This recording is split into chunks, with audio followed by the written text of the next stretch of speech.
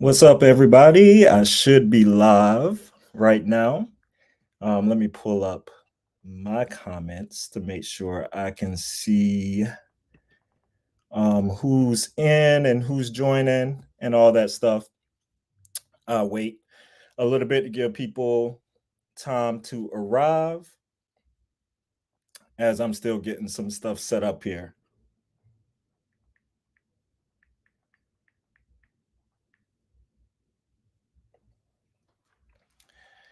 All right. Hopefully, if you have found us, you have stumbled across the Parker's Couch. We do various things on this channel. We actually have our own podcast too, as well. That's on all the things of all the podcast networks from Spotify, Apple TV. What am I saying? From Spotify to Apple Podcasts and all those things. Hey, I see the chat now. Monet, we're here. Hey, Monet, how you doing? All right. I'm still getting some things together in my setup. Y'all know I have gone live sometimes with the Fashion Doll. We have gotten together, Quentin Ware. Please check out his channel as well. And done some live things. But this is actually, I think, the first live that I'm doing by myself. So yeah, it's a lot of intricate little parts behind the scene and everything to get this set up. But also for my friends that are in the chat, I left on the chat in our little Instagram group because Spotify. StreamYard can be ghetto sometimes, and if I'm like talking away and I don't know that I'm out, y'all let me know that I cut out. All right, we know how that can go. So rolling the dice here.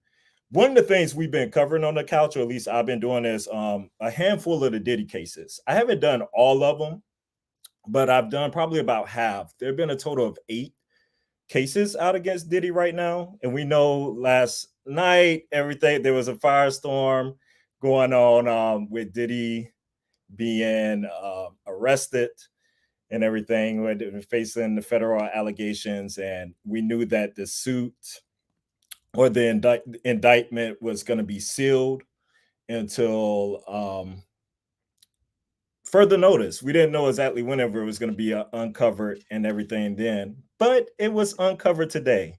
And so one of the things I like to do with the court cases is read through the court cases. I tell people up front in my first videos, I'm not a lawyer. I don't do any of that stuff. So I don't know how legal things work, but I just read the case and I will make my commentary as I go along, and parts that I feel like I want to make commentary on. But it's only, this indictment is only like 20 something pages. We've been doing much bigger than that. But let's get into it. I am going to share my screen. Let's go to CNN. Boom, boom, boom. All right. Let me see how it's set up here on StreamYard. There we go. So y'all can see that. Perfect.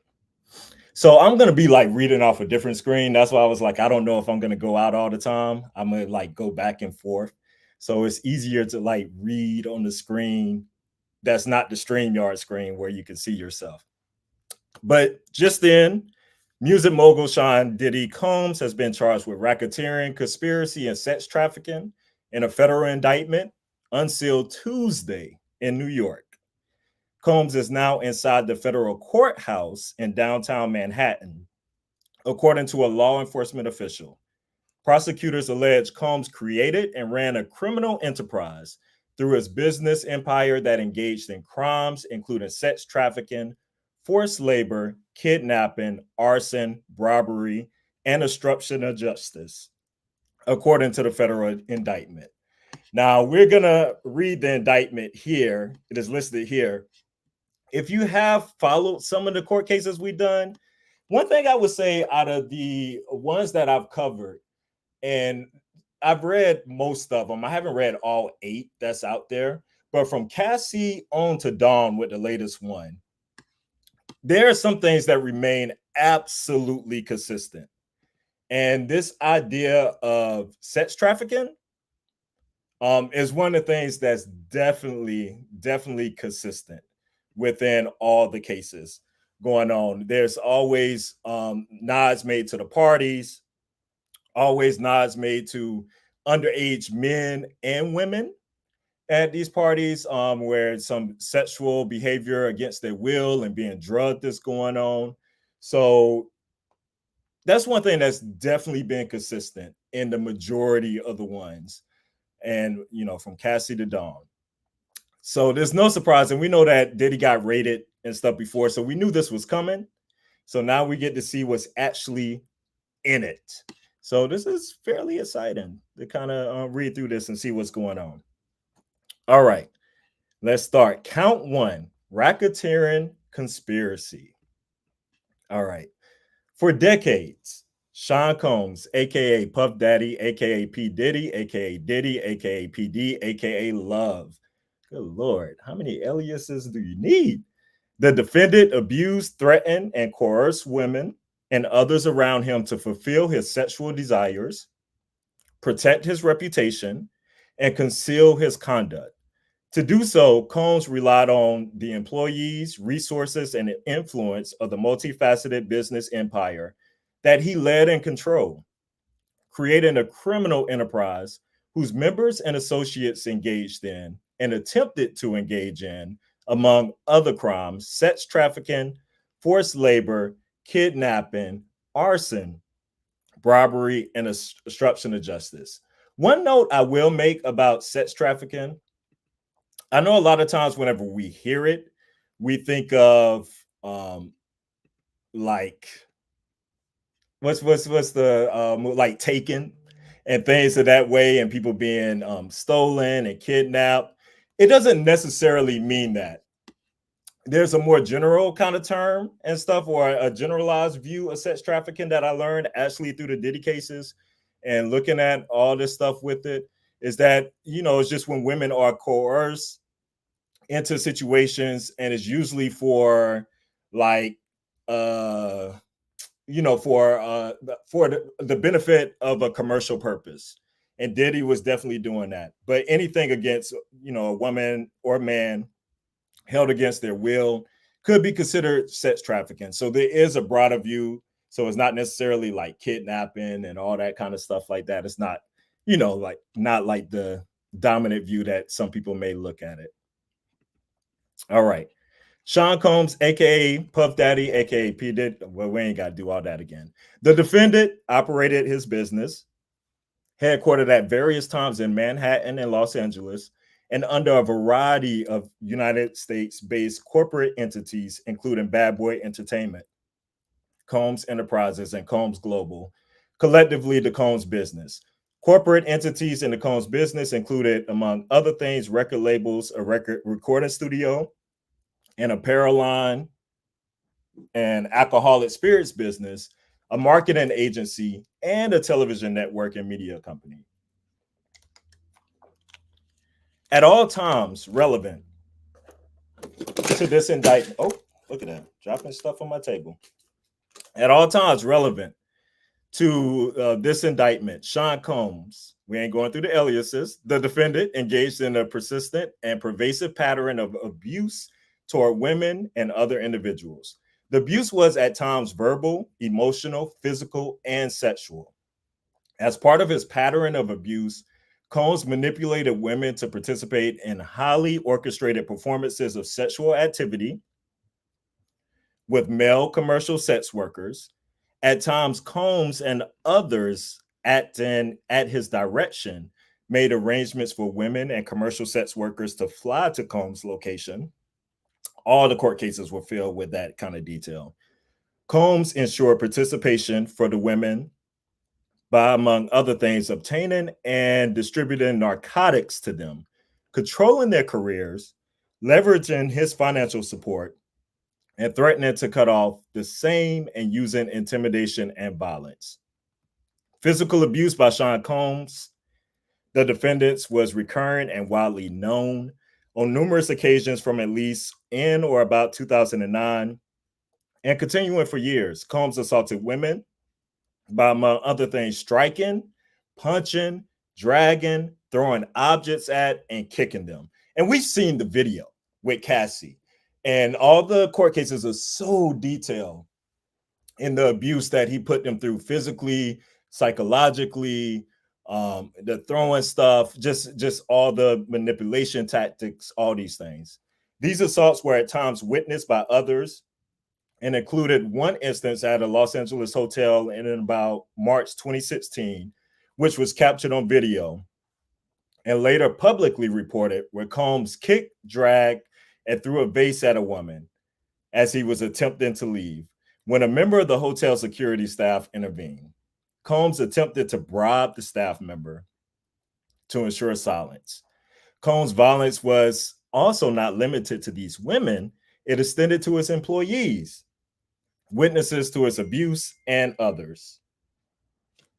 Sean Combs used the Combs business, including certain employees, to carry out, facilitate, and cover up his abuse and commercial sets. Those employees, including security staff, household staff, personal assistants, and high ranking supervisors and other close associates, acted as Combs intermediaries, and their conduct was facilitated and assisted by Combs' control of the Combs business. This is like one of the most fascinating parts, I think, of dissecting everything with P. Diddy. Is just how one of the questions I think could be like, how did this go on for so long? Because obviously it's saying other people were connected, he had other people involved, and they acted on his behalf. This manipulation of power to that level is something that my mind can't fully wrap itself around. I get it, and then I don't get it at the same time. Because this stuff just goes deep, like with all the things they say going on. At a certain point, you don't want to look back and judge and stuff in those situations too harshly and stuff in the situations people were in. But it's just hard for me to wrap my mind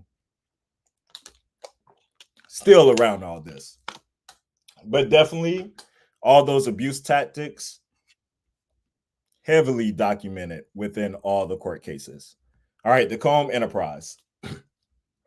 From at least in or about 2008 through or on about the date of the filing of this indictment, Sean and all the aliases and others known and unknown were members and associates of a criminal organization. Damn. The Combs Enterprise, or the Enterprise. Members and associates of the Combs Enterprise engaged in and attempted to engage in, among other activities, sex trafficking, forced labor, interstate transportation for the purposes of prostitution, coercion, and enticement to engage in prostitution, narcotics, offenses, kidnapping, arson, robbery, and obstruction of justice. I wonder how many other people are about to go down for this. There's a lot of people connected. The Combs Enterprise, including its leadership, its members, and its associates, constituted an enterprise as defined by Title 18 United States Code, Section 1961. That is a group of individuals associated in fact, although not a legal entity. The Combs Enterprise consisted of all the aliases of Sean Combs within the Combs business, including but not limited to Bad Boy Entertainment, blah, blah, blah, all that stuff. All right. The Combs Enterprise constituted an ongoing organization whose members function as a continuing unit for a common purpose of achieving the objectives of the Combs Enterprise. The Combs Enterprise was engaged in and its activities affected interstate and foreign commerce.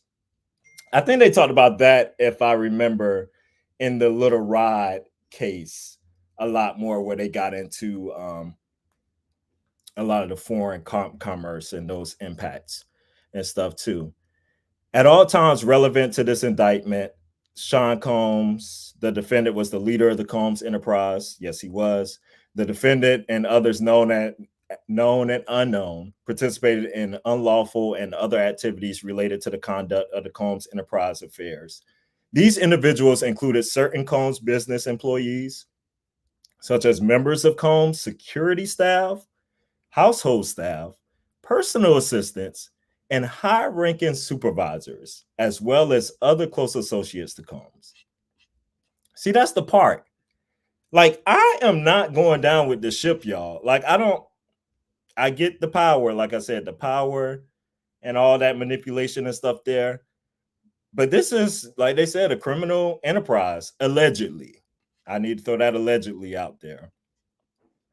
I can't present it like it's fact necessarily, although these are the factual allegations being made.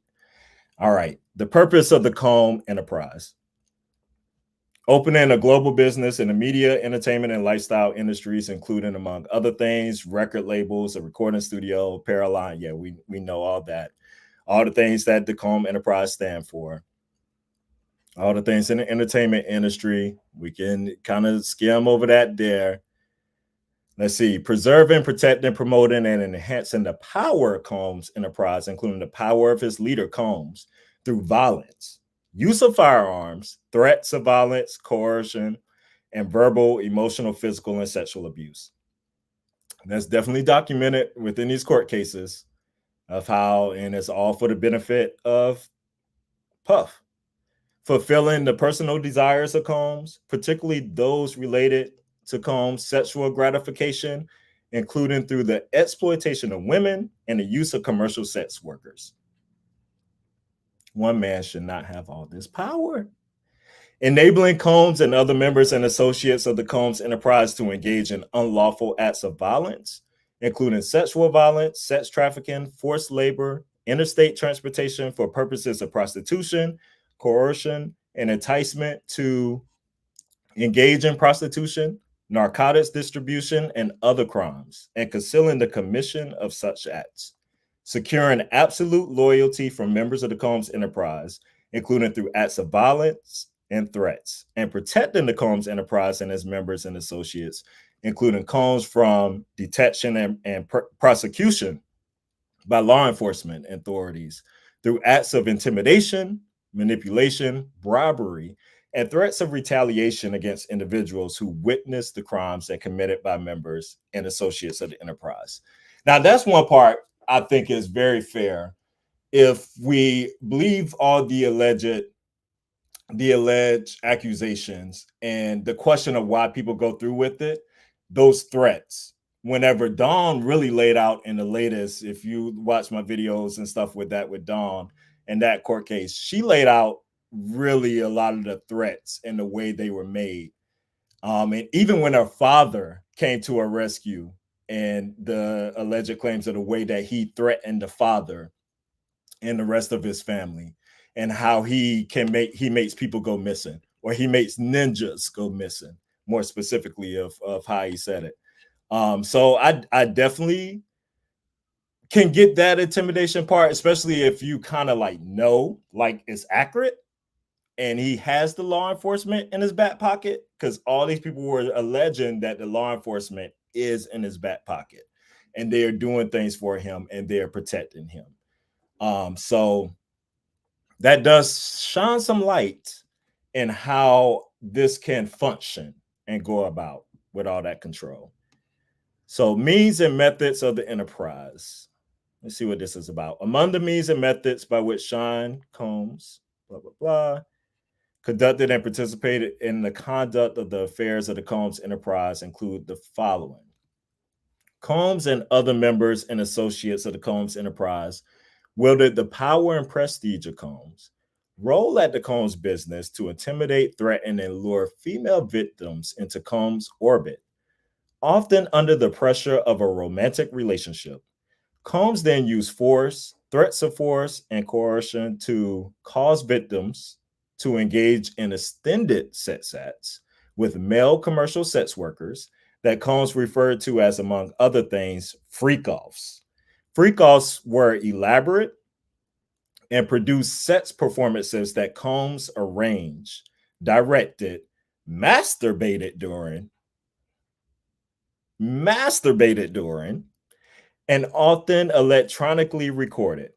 In arranging these freak-offs, Combs, with the assistance of members and associates of the Combs enterprise, transported and caused to be transported commercial sex workers across state lines and internationally.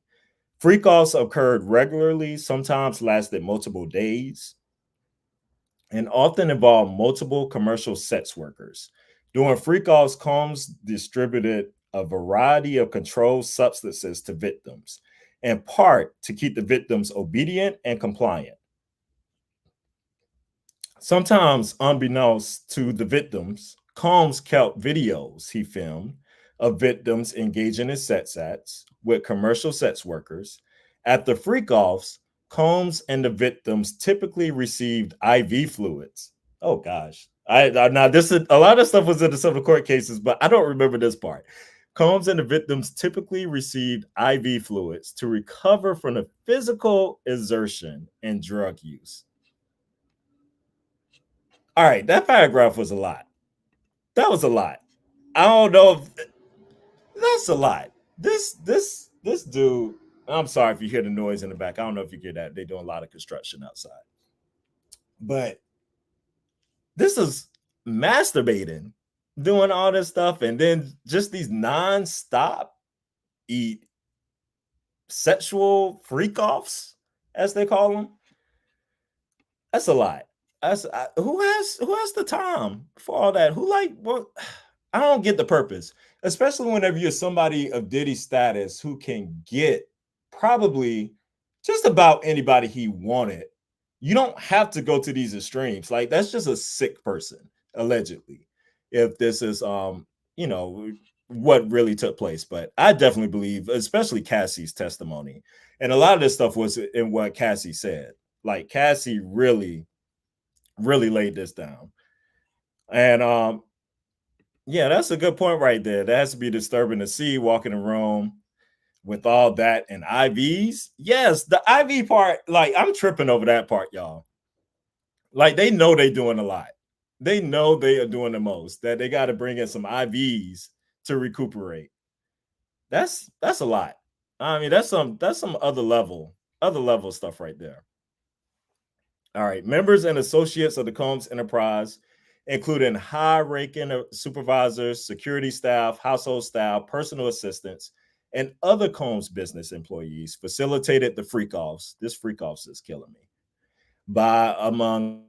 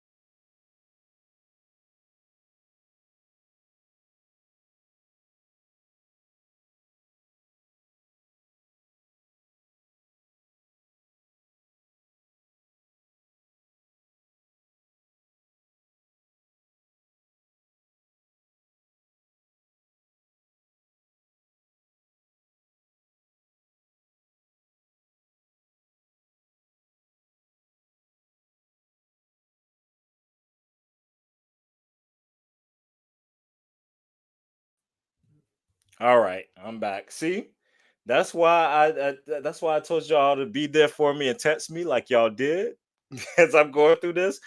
Because this stream, I got to figure this out. I need to hire a stream or service or something. I don't know. I feel like I'm already paying too much for Verizon anyway. But StreamYard, whatever, need to get this together. I don't know what part y'all caught on that. Did y'all hear the 1,000 bottles of baby oil and lubricants? That's what they said that they seized within the raid that they did. Crazy. Crazy, crazy, crazy. Like they said that they seized in Miami and in Los Angeles various amounts of the freak off supplies, including narcotics and the 1,000 bottles of baby oil and lubricant. I'm still stuck on that. Whew, y'all. Like that's let me tell you something. They better not say nothing about the gays no more. That's all I'm gonna say. Like that's all you want to hear about. Like whenever it's all the if you want to say freak off events and stuff that happen within the community. Well, at least the majority of those are very consensual. You know, and it's not all this stuff going on. This is a lot. Well, yes, Monet, that is true. That is true. But these 1,000 bottles of baby oil, y'all. I just okay. Combs subjected victims to physical, emotional, and verbal abuse to cause the victims to engage in freak offs. Combs maintained control over his victims through, among other things, physical violence, promise of career opportunities, granting and threatening to withhold financial support, and by other coercive means, including trafficking their whereabouts, dictating the victim's appearance, monitoring their medical records, controlling their housing, and supplying them with controlled substances. During and separate from freak offs, Combs, among other things, hit, kick, threw objects at, and dragged victims at times by their hair. These assaults often resulted in injuries that took days or weeks to heal. Combs also threatened victims' careers and livelihoods, including if they resisted participating in freak offs. Victims believed they could not refuse Combs' demands without risking their financial or job security or without repercussions and form of physical or emotional abuse. Combs also used the sensitive, embarrassing, and incriminating recordings that he made during freak offs as collateral to ensure the continued obedience and silence of the victims. Yeah, we definitely saw that in the court cases and all that documented right there, and just that pattern of abuse that goes very, very deep. That's just a demented person, allegedly, with all this stuff. But I definitely, like I said, believe Cassie, of all people, who came out and after seeing them videos, and she documented a lot of stuff of what he made her.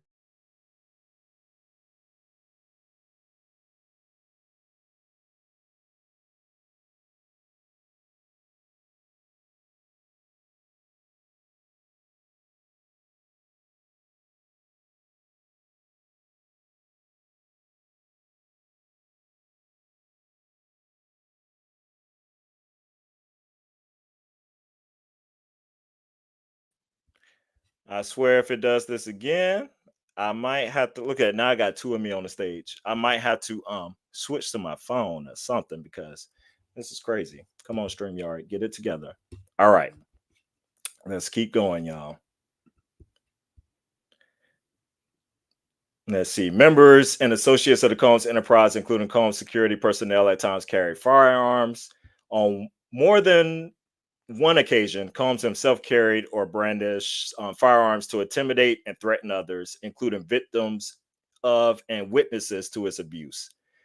In or about March 2024, during searches of Combs' residence in Miami and Los Angeles, law enforcement seized firearms and ammunition, including three AR 15s with the face serial numbers, as well as a drum magazine. Not good. Not good. Okay. We got to we getting some of the insights of what they actually rated and got there. But that's not good. Members and associates of the Combs enterprises enabled Combs control over victims by following his directions regarding financial payments to victims. Wow. Advancing or suppressing the victims' career opportunities and acquiring the controlled substances Combs used to keep the victims compliant. Members and associates of the Combs enterprise at times witnessed Combs' violence toward the victims or the victims' injuries caused by Combs, without intervening. Instead, members and associates of Combs Enterprise help conceal the violence and abuse by, among other things, assisting Combs in monitoring and preventing victims from leaving locations such as hotels or Combs residences. These occasions included instances in which a victim was required to remain in hiding, sometimes for several days at a time, to recover from injuries Combs inflicted without being publicly observed. Members and associates of Combs Enterprise also assisted Combs in locating and contacting victims who attempted to flee his abuse. That's a lot. That's a lot going on.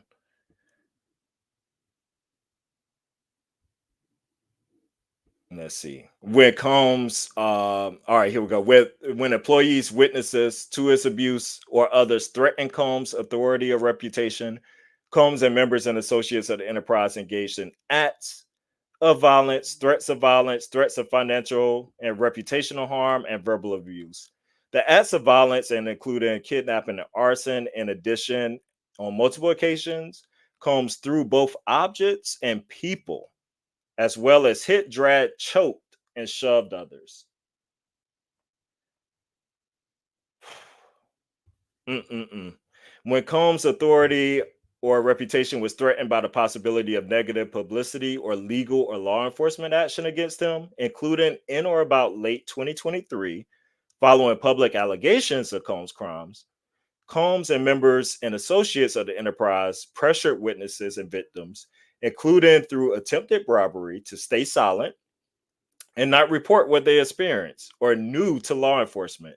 On phone calls, Combs and other members and associates of the enterprise, among other things, provided these victims and witnesses with a false narrative of events in an effort to conceal Combs' crimes. Combs calls these calls to be recorded on at least two occasions. This is this man is sick. This is really some sick stuff. What do you say, Stacey? I just saw your comment. Go to Clubhouse. Might have to take it to Clubhouse. We'll see. The racketeering conspiracy.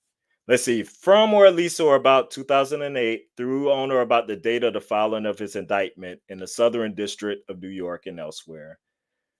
Combs Enterprise, described in paragraph 6 through 12, engaged in activities in which affected, all right, this is getting to the interstate and foreign commerce, knowingly combined, conspired, confederated, and agreed together with each other to violate the racketeering laws of the United States. And the sectional code there. So they go to multiple acts involving kidnapping, chargeable under the provision of state law, multiple acts involving arson, chargeable under the provisions of state law, multiple acts involving bribery, multiple acts indictable under Title 18. Boom, boom, boom. That's like repetitive there. And that's all the illegal sexual activity, forced labor, sex trafficking, all those things right there. Multiple offenses involving the possession with intent to distribute or distribution of narcotics and controlled substances, including cocaine, oxycodone. What's this other one? Alprazolam. I don't know. Y'all might know that one. 3 to 4. Let's see. A lot of shit going on right here. Got some meth, just a lot going on. Hydroburic acid and ketamine. Yeah, all the stuff going on. It was part of a conspiracy that Sean Combs, committed at least 2 acts of racketeering and activity and conduct with the affairs of the Combs Enterprise.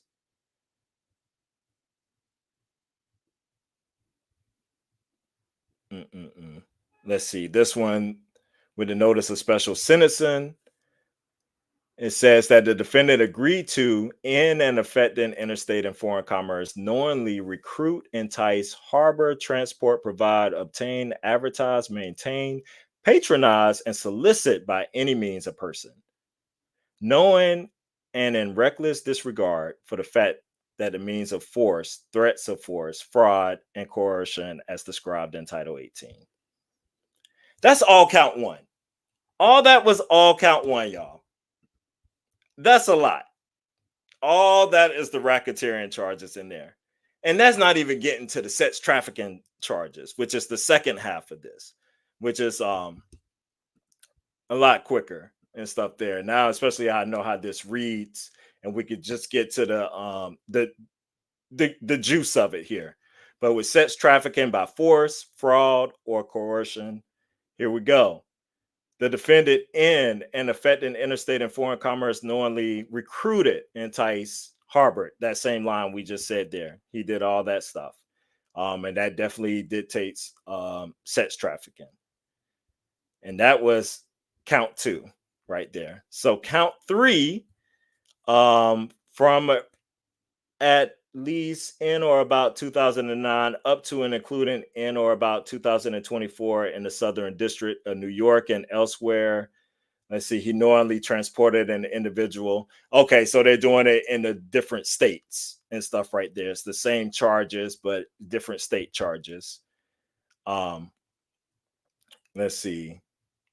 Is this different here? This is all the way Title 18 stuff and those codes. And once again, all the legal jargon, y'all, I just kind of skip over that. I'm like, yeah, I ain't got I just need the nitty gritty. Give me here. Let's see. As a result of committing the offense alleged in count two of this indictment,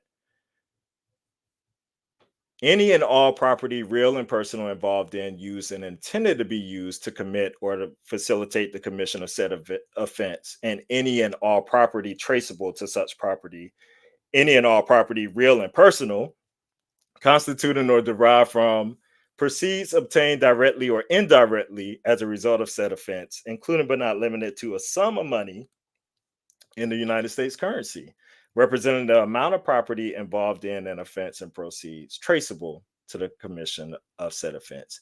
It's getting paid for this stuff and yet not paying people, allegedly, making all this money and on all these means and all this stuff and still can't pay people. All right. Let's see.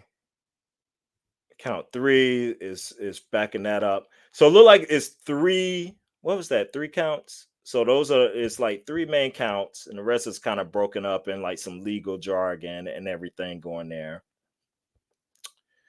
Let's see. Substitute asset provision. Let's see what this is. If any of the above described forfeitable property as a result of any act or omission of the defendant cannot be located upon. Okay. That's don't go missing. This is all at the end. All right. So that was it. So that wrapped it up. It wasn't even 20 something pages. I looked at that wrong. It's only 14. So that was really quick. But count one has it all.